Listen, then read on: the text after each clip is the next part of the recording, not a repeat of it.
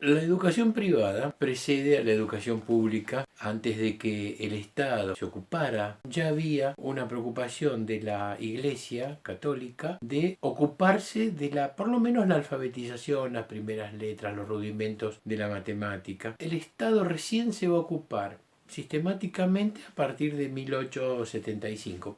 Aunque antes, en 1856, en la provincia de Buenos Aires empiezan a crearse escuelas en cada municipio. La educación privada va a estar centrada en ver cómo se consiguen nuevas vocaciones. Muchas de las instituciones católicas van a ser sexuadas, digamos, por género, de varones o de mujeres. Las de varones manejadas por sacerdotes o hermanos maristas, hermanos de la Salle o hermanos de la Sagrada Familia, y las de mujeres van a ser escuelas casi siempre coordinadas por hermanas, por monjas. Esto no tuvo gran repercusión en la escuela argentina en términos poblacionales. No estuvieron más allá del 7%, 7 u 8% estable, una medida estable a lo largo del tiempo. Y el Estado, cuando legisla a partir de la ley 988 de Educación Común de la provincia de Buenos Aires, posteriormente la ley 1420, vamos a reconocer que también orienta, los liberales conservadores que gobiernan la Argentina se guardan para sí la principalidad del Estado. ¿Qué es la principalidad del Estado? Las primeras escuelas, las más importantes, van a ser las públicas y además todos los recursos van a estar ahí. ¿Qué quiere decir? Que el Estado va a fijar los contenidos que se tiene que aprender en este país, los requisitos para ser maestro, dónde se va a dar clase, se va a regular la educación.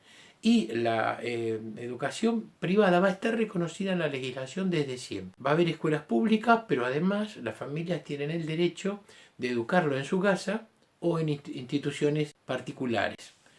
Esta cuestión, que parece secundaria, va a acompañar la educación argentina todo el tiempo, pero las escuelas privadas van a estar ahí, especialmente confesionales. Y los liberales, sean más conservadores, menos conservadores, van a discutir si se enseña o no se enseña la religión en la escuela, pero la principalidad va a estar en el Estado, hasta que llega el peronismo. La alianza que tiene el peronismo con la Iglesia hace que se reconozcan tempranamente dos funciones que no tenían las escuelas confesionales. Una es la posibilidad de certificar, de acreditar que alguien había pasado por sus aulas y que solamente la institución ya tuviera validez, con un sello, un reconocimiento después del Ministerio de Educación. Y la otra cuestión, donde se le pone una cuña a la principalidad. Y entonces empieza a hablarse de subsidiariedad. Hay escuelas subsidiadas. Estas escuelas van a ir cambiando de nombre, van a llamarse particulares, reconocidas, incorporadas, privadas, de gestión privada.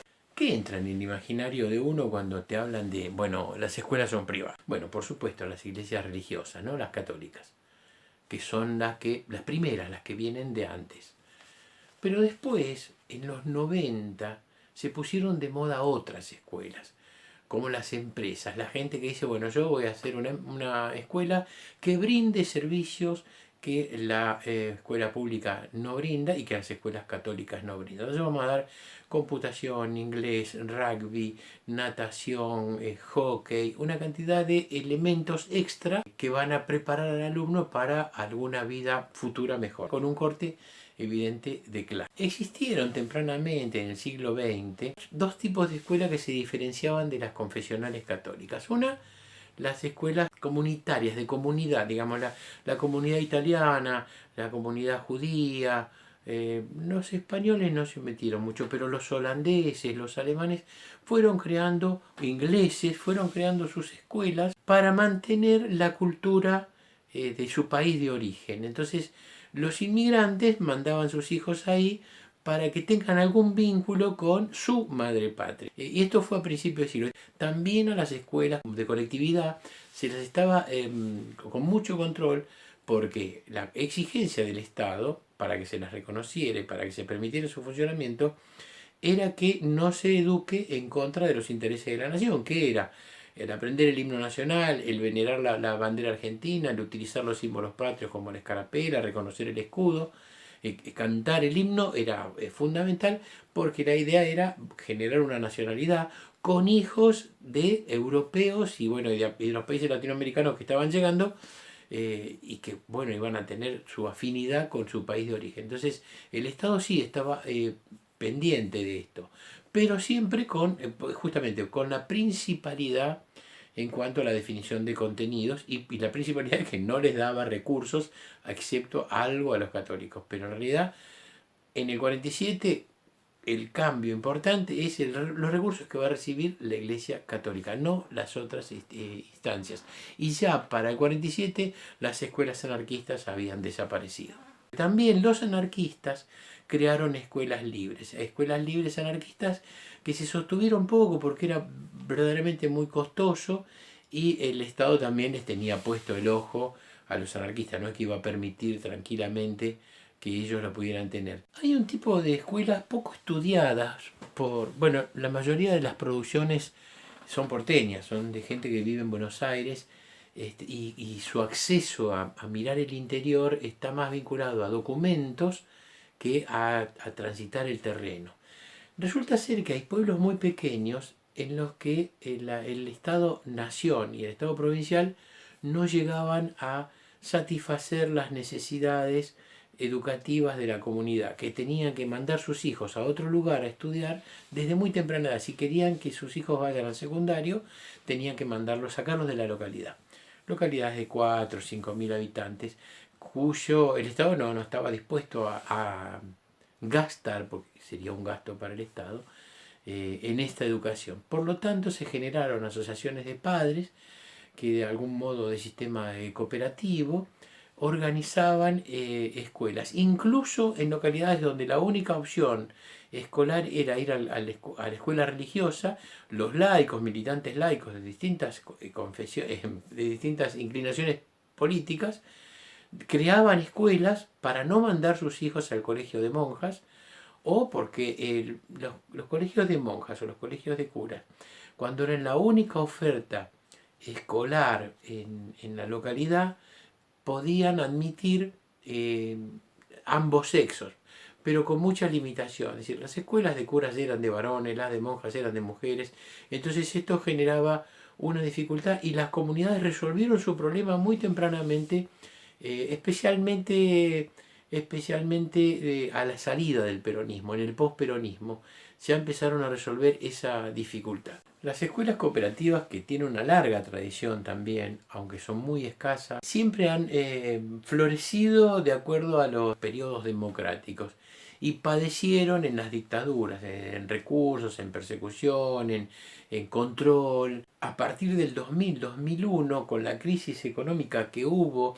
y el desmantelamiento de los recursos del Estado para las escuelas públicas, y las necesidades de las familias más humildes para que todo el mundo vaya a procurarse al menos lo que consume, hubo un abandono importante de escuelas, aparecen unas nuevas formas que el Estado ya va a reconocer en la reforma del 93, y le va a dar un nuevo vuelo en la reforma del 2006, es decir, las dos leyes nacionales de educación, que son orientativas para el resto del país, que cada provincia después va a legislar en consecuencia. Estas dos leyes van a decir que va a haber un único sistema de educación pública, de gestión estatal y de gestión privada, y agregan algo que está ahí en un limbo, que no está definido como una estructura aparte: las escuelas de gestión social, o también llamadas cooperativas. El problema de estas escuelas de gestión social es que no están en un apartado legal especial,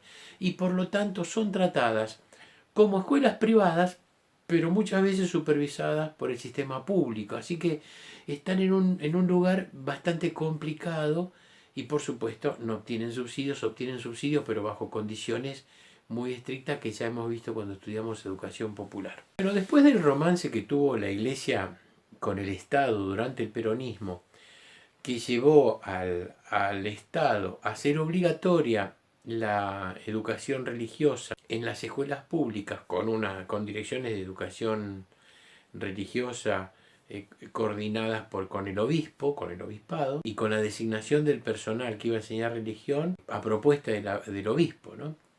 Por supuesto que el cura de base le decía, bueno, tengo estos catequistas que van a ser los encargados, pero después de ese romance que se rompe en el 54, hay una fractura importante entre la iglesia y el peronismo, y entonces el peronismo contesta con 3 o 4 leyes importantes: el divorcio vincular, la propuesta de una reforma constitucional donde se separe el Estado de la Iglesia, donde el Estado dejaría de subsidiar y de financiar la Iglesia Católica.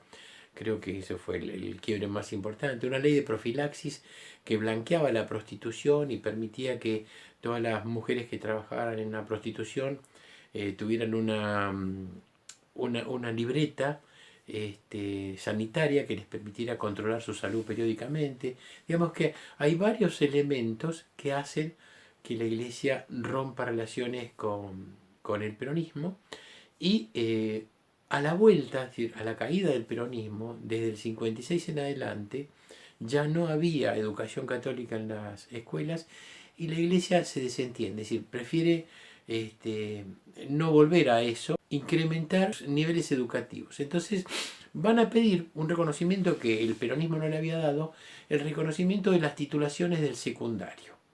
Y van a empezar a expandir fuertemente su nivel, y permanentemente van a estar creciendo sin parar desde entonces, después del peronismo. En caso de un abandono, por supuesto, del Estado en cuanto al financiamiento educativo, cada vez peor, pero un aumento de la subsidiariedad, es decir, de los subsidios que el Estado va a generar sobre las escuelas católicas.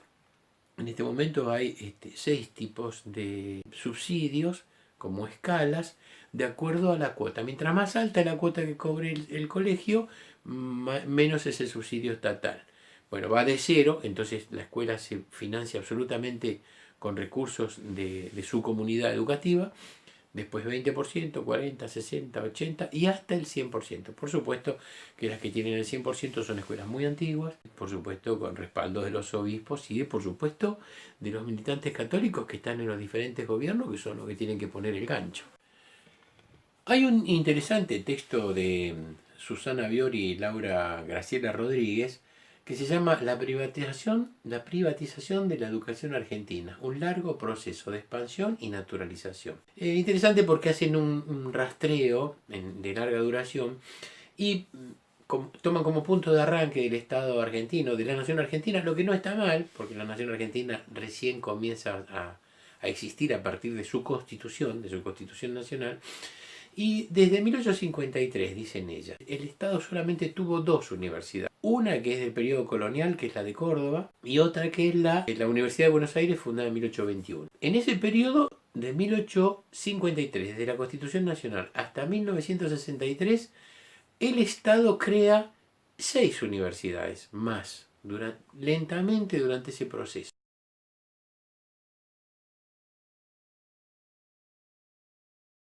Llaman la atención que la Iglesia logra fundar entre 1958 y 1963, en solo 5 años, crean 8 universidades confesionales.